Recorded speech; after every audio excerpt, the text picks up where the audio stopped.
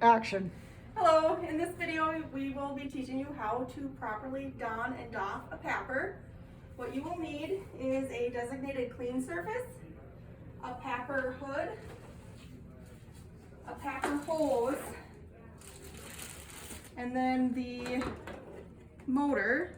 You'll also need a battery that you will take off of the charger, and you'll want to make sure that it is fully charged.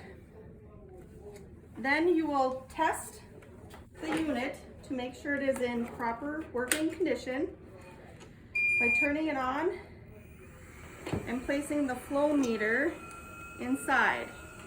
And you will see that the orange ball rises above the blue tape, which means it is working perfectly. You'll also notice the filter life right here, the battery life, and then the flow rate, and it's on standard flow rate right now, which is what is recommended. Next, you will put your hose in and attach the hose to your papper hood, and then you will use the adjustable waist belt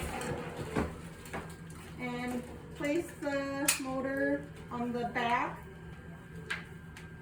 and then put your papper hood on, chin first. And you'll notice that she's wearing her mask still, which is recommended but not required. You'll want to note when you put your hood on that the gray piece goes straight across the forehead, and make sure that the air hose is unplugged from any ponytails or hats. Okay? Then you will perform hand hygiene for at least 20 seconds.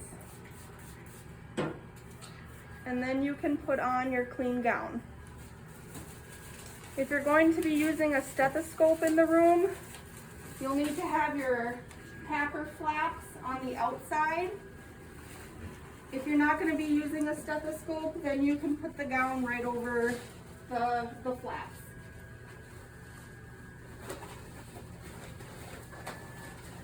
And then tie it in the back.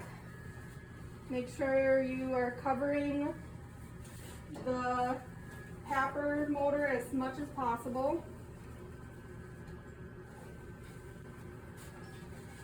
And then you can put on your clean gloves.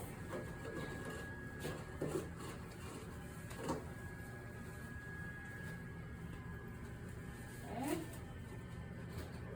Then you would enter your room, do your procedure as needed, and then before coming out or exiting your room is when you're going to want to doff your gown. So we're going to pretend that we're in the room here, and before coming out of the room, I'm going to doff my glove. So first thing you're going to want to do is break the wrist, or break the straps at the waist, and then you'll want to break away the straps at the neck.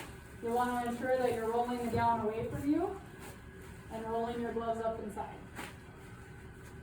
Okay. You'll dispose of your gown. Again, this is still in the room. You'll want to perform your hand hygiene for at least 20 seconds before exiting the room.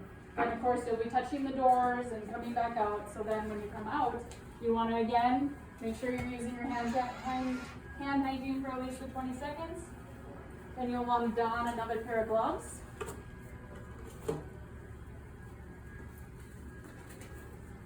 Next, we have a designated dirty section. And this is where you're going to take your papper off. So you'll unclip, set down the papper unit on the dirty section, remove the hood, and allow that to drop on the dirty section as well. Now you'll clean your papper. You want to use the recommended disinfectant agent for the amount that's contact time that's initiated. For this, you want to make sure you're not spraying directly onto the motor. Some of the liquid can get into the batteries and erode it, so make sure you're using the proper technique with the wipes and wiping this off. Okay? Once you get this all cleaned and disinfected, you'd move it over to your clean section. Make sure you're cleaning your dirty section off.